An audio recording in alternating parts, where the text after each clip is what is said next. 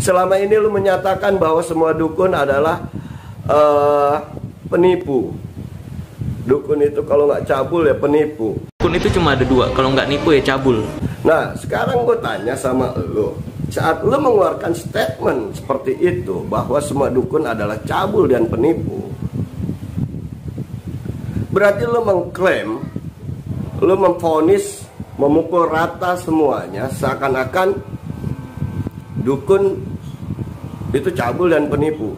Padahal di mata hukum, saat lo harus menyatakan dia penipu atau bukan, itu harus minimal ada dua alat bukti yang sah. Lo boleh tanya ke teman-teman lo yang katanya pengacara sel.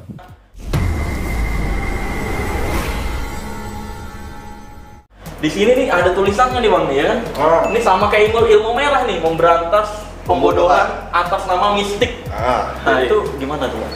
Ya harus kita akui lah, di Indonesia ini banyak banget moduser-moduser yang mengatasnamakan mistik, memanfaatkan ketidaktahuan masyarakat awam tentang fenomena mistik. Jadi segala sesuatunya akhirnya dihubung-hubungkan dengan hal-hal mistik. Iya, padahal bukan mistik ya bang ya? Padahal bukan mistik. Kadang fenomena hipnosis, kadang fenomena gimmick, alat sulap tertentu.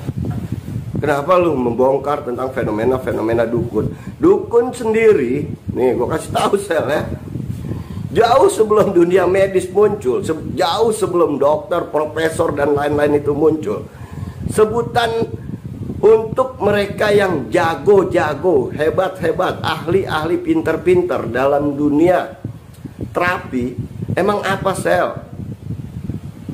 Dukun adalah sebutan tradisional.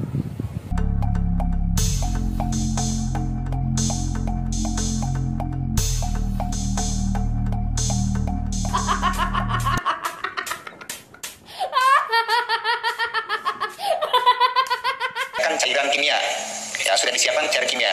Pada saat cairan kimia yang ada dalam piring ini disatukan dengan gliserin, permanganas kalsium yang dipegang oleh tulisan studi jarum ini, akan terjadi reaksi kimia, maka reaksinya akan timbul seperti ini ya, timbul seperti ini. Lihat, ini disatukan cairan yang ada di dalam piring plus dengan kertas tisu yang sudah ditemukan di bawah kolong tempat tidur ditambah dengan TK yang dipegang oleh tulisan studi jarum, maka reaksinya seolah-olah tulisan studi dengan doa. Wah,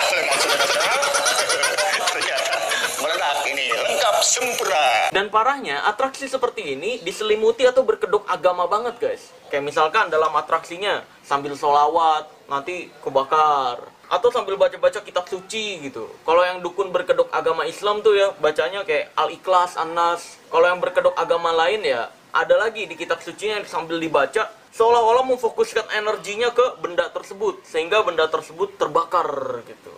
Ini bagi gue sih mencemarkan nama baik agama ya. Sebelum pesulap merah mendatangi Padepokan Nurzat Sejati, ianya sudah pernah punya konflik dengan Bang Halu Ridwan atau gurunya Jindan ya. Gurunya si Jindan yang kasih makan jin itu. Dia punya konflik pesulap merah. Nah, mulai dari situlah si Mbah Handuk ini atau orang yang ngaku sebagai guru pesulap merah ini masuk.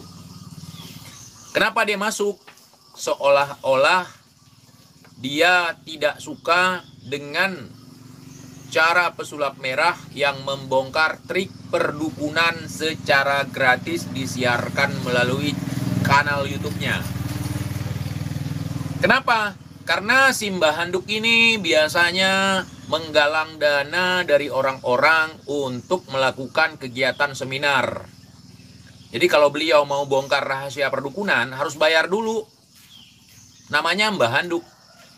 Dan ingat teman-teman, pesulap merah itu dengan Mbah Handuk ini adalah berteman. Layaknya kalian dengan saya atau pesulap merah dengan saya, berteman. Kalau lu memang ingin berdakwah dengan cara meluruskan akidah tauhid, mereka yang menyimak tayangan-tayangan lu, harusnya lu tidak menyerang seseorang. Harusnya lu lebih mengatakan ini adalah oknum, ini adalah ini. Lu nggak harus menyerang profesi, lu nggak harus memukul rata semuanya adalah cabul dan penipu. Dan lucunya di salah satu konten lu menyebut kalau gua adalah dukunnya para dukun, gurunya paranormal. Tapi lu menyebut di konten lu bahwa semua dukun kalau nggak cabul ya penipu. Nah, berarti kan secara nggak langsung lu mengatakan hal itu kepada gua. Tapi gua nggak ambil pusing, Sel. Gua bodoh amatan. Untuk Dek Marcel, saya punya masalah pribadi dengan panjenengan, dengan beberapa hal yang ingin saya pertanyakan. Karena di channel YouTube panjenengan mengatakan dukun itu kalau nggak nipu dan cabul. Padahal saya sendiri itu lahir ditolong oleh dukun bayi.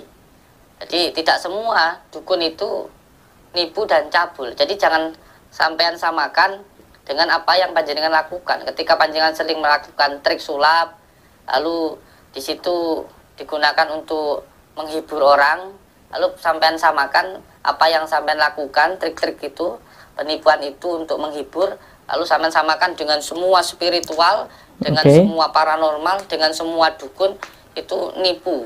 Jangan sampean samakan seperti itu. Itu salah kaprah jika seperti itu. Ini penggiringan opini seolah-olah dukun yang gue maksud itu adalah dukun bayi, dukun pijat, dukun beranak. Ya kagak, mereka nggak sok tahu tentang hal goib. Dukun-dukun yang sok tahu tentang hal goib, yang dikit-dikit penyakit nih, ada orang konsultasi, sakit mah, dibilangnya, oh ini kena santet. Terus diobatin pakai keris petir, itu dukun. Nih, gue buktiin nih, misalkan nih ya. Nih ya. Kalau keris petir yang dipunyain dukun tuh, ya, itu dililit-lilit kain putih biasanya tuh. Dililit-lilit kain putih karena di sebelah sininya ada tombolnya. Ada tombolnya. Jadi kalau dipegang sama orang umum, itu kepencet dikit keluar petir ujungnya. Keluar listrik ujungnya. Ya. Makanya ditutup pakai kain putih. Kalau ini lebih sakti lagi, nggak ada tombol-tombolan nih keris. Bisa dicek total. Tuh. Ya. Sama penonton. Bahkan bisa dipegang sama penonton. Ya. Dan ini bisa keluar petir, ya. Nih lihat, ini dukun yang nipu nih kayak gini. Dukun yang main trik tuh yang kayak gini, ya, trik sulap, elektronik dijadiin pengobatan itu aduh, pembodohan itu, pembodohan akal sehat. Ya, seharusnya trik tidak dijadikan untuk pengobatan. Ini harusnya dijadikan untuk hiburan dalam pentas seni, bukan untuk pengobatan. Ini dukun-dukun sok tahu tentang hal goib tuh yang kayak gini yang gue maksud. Yang kalau nggak nipu ya cabul. Kalau saya lihat pakai mata kaki saya nih, panjenengan disantet. Panjenengan nih diguna-guna. Ini harus dibersihin nih. Biayanya 10 juta. Wih, atau 5 juta. Kalau kelihatannya nggak terlalu kaya biasanya 5 juta. Ini pembersihan harusnya 5 juta nih. Pembersihannya pakai keris petir. Ya. Coba ya, wah di sini nih pusat santetnya nih. Coba. Nah, tuh ya kan? Wih. Berarti di sini dikiriminnya nih pakai jasa santet ekspres nih, ya. Nih, di sini nih. Nih, terus dicari lagi nih. Wah, coba kita cari-cari lagi. Nah, ini nih di sini nih. Tuh, ya kan? Wih. Ini nih. Ini dukun yang kalau nggak nipu ya cabul ya sok tahu tentang hal goib ya ini nih. Orang sakit dibilangnya dituduhnya santet, dituduhnya guna-guna. Pembersihannya pakai keris petir. Ini dukun yang kalau nggak nipu ya cabul yang kayak gini nih. Pasca kejadian, kedatangan pesulap merah, bahkan sebelum kedatangan pesulap merah ke Kong Halu Ridwan, itu si Mbah Handuk ini udah mulai panas, udah mulai koar-koar. Beliau adalah gurunya, saya sudah menasehatinya. Kalau seandainya guru nih pakai logika aja ya, nggak usah pakai menyan kita. Kalau seandainya guru pesulap merah melakukan hal yang benar, membongkar praktik perdukunan yang dobol, untuk menjelaskan kepada masyarakat supaya tidak tertipu. Kalau guru yang benar, apakah akan menghalang-halangi? Tentu tidak akan dihalang-halangi. Kalaupun ingin dinasehati, bukan lewat konten. Bukan lewat konten. Dan gua harap dalam jangka waktu dekat ini, gua harap justru terjadi tabayun, terjadi ketemunya antara lu dan pihak-pihak yang berseteru. Gua bersedia menjadi perantara, menjadi media, menjadi penengah tanpa berpihak kepada siapapun. tanpa berpihak kepada siapapun. Dan gue harap semuanya justru terjadi sinergi saat lu paham tentang triknya dan mereka paham tentang spiritualnya. Saat ini digabungkan, trik plus spiritual itu jadi satu pemahaman yang luar biasa. Ketika konflik dengan Samsudin, si beliau ini seolah-olah sebagai orang yang paling benar di antara yang benar, walaupun bukan yang maha benar. Karena yang maha benar tetap Allah Subhanahu wa Ta'ala. Beliau ini merapat ke Samsudin. Di sana mendapatkan sejumlah apa ini namanya ya? Kalau bahasa Aceh namanya peng. Dan pesan gue terakhir, Sel, kalau lu nggak paham juga apa yang gue sampaikan, turunlah lu sekali-kali jadi seorang praktisi, jadi seorang terapis. Di sana lu bakal menyaksikan apa yang gue katakan maunah, dan menurut orang-orang awam itu adalah kesaktian. Di sana lu bakal nanti saat perjalanan lu menjadi seorang praktisi terapi, lu bakal menemukan keajaiban-keajaiban yang lu sendiri sebenarnya nggak paham kenapa keajaiban itu muncul. Tapi orang-orang bakal menceritakan keajaiban itu bahwa itu adalah kesaktian lu. Dan akhirnya lu bakal paham bahwa hal itu nggak bisa dibuktikan sesuai dengan tantangan-tantangan lu selama ini.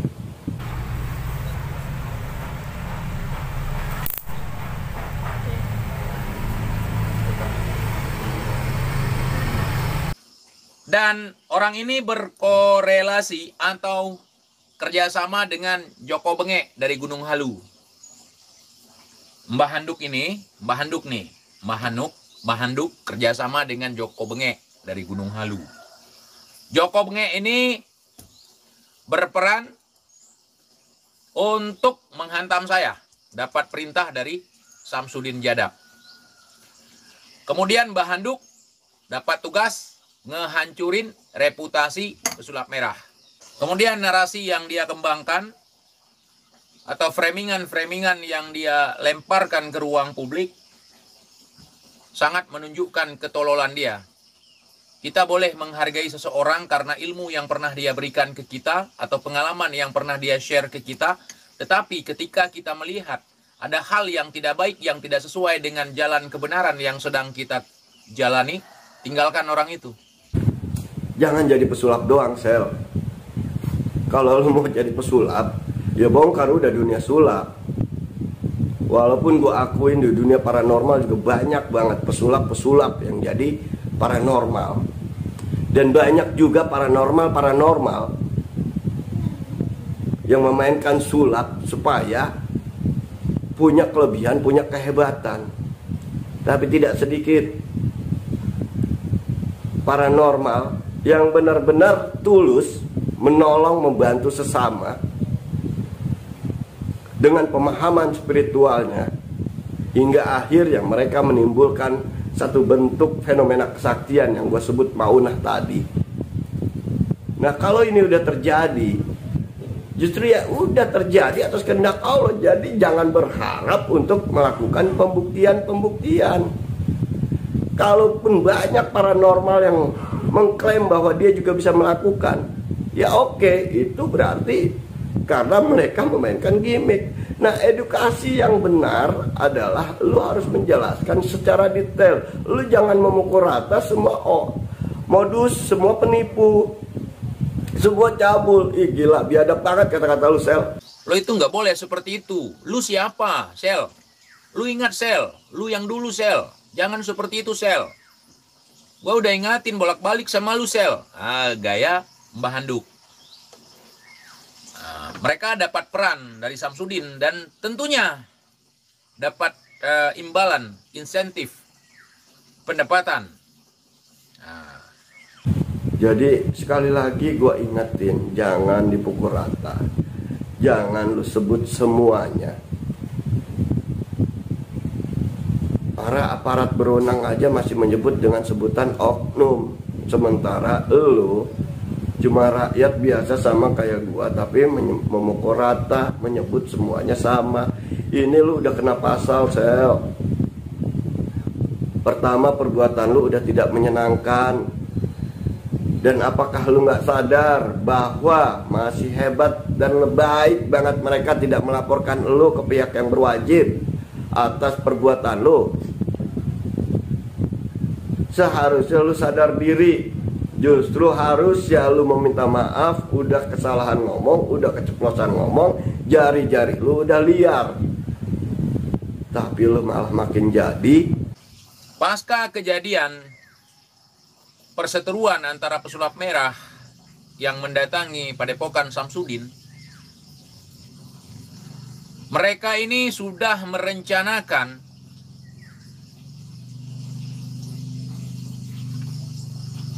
kesepakatan jahat di belakang layar dengan cara menyelenggarakan perdamaian antara Samsudin dengan pesulap merah. Ya, dengan pesulap merah yang akan diselenggarakan di Gunung Halu atau di Gunung Lawu, yang disponsori oleh Joko Benge dan juga Mbah Handuk. Ya. Kemudian saya sampaikan kepada saudara pesulap merah, bukan saudaranya, langsung ke Marcelnya. Marcel, sepertinya begini. Betul bang, jangan datang. Kenapa bang? Kan bagus bang, sampai sana kan ada pembuktian. Jangan. Mereka merencanakan sesuatu di belakang sana. Saya tanya sama Marcel, Marcel, kamu ngapain ke Gunung Lawu? Ya kan bagus bang, kita bisa pembuktian di sana. Kalau memang Samsudin pingin pembuktian, suruh dia datang ke Jakarta. Datang ke kandang lu. Kenapa? Lu sekarang udah sekakmat dia. Ngapain lu pula yang datang ke Gunung Halu? Gunung Lawu. Ngapain coba? Ngapain lu datang ke sana? Lu pemenang sekarang. Si Udin dah ketar-ketir. Si Udin dah ngaku kan? Ngaku. Direkam nggak? Rekam.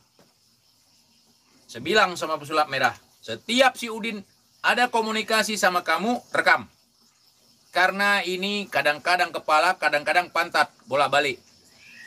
Makanya alhamdulillah, sudah direkam duluan. Pengakuannya tentang pengobatan settingan, pengakuannya tentang kesaktian settingan, sulap, segala macam, sudah ada rekaman. Tinggal waktunya aja nanti yang akan memecahkan ini semua. Makanya Mbah Handuk, udahlah Mbah.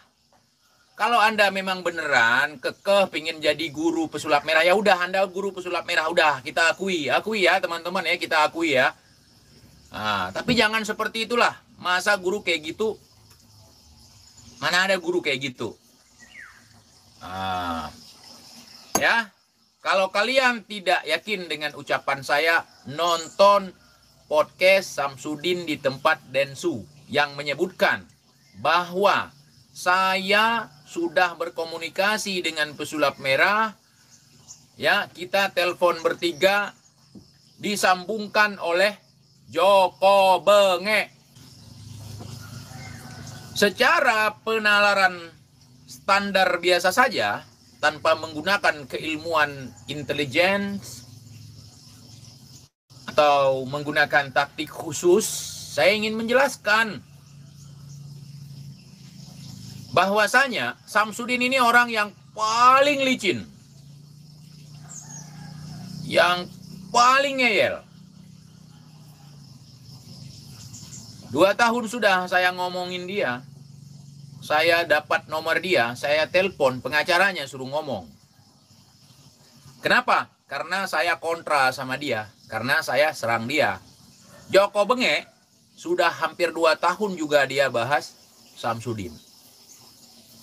Kenapa tiba-tiba dia dapat nomor Samsudin dan sering berkomunikasi, tingkat intensitas dia berkomunikasi dengan Samsudin saya catat. Tanggal sekian durasinya sekian. Tanggal sekian durasinya sekian. Saya catat. Oke.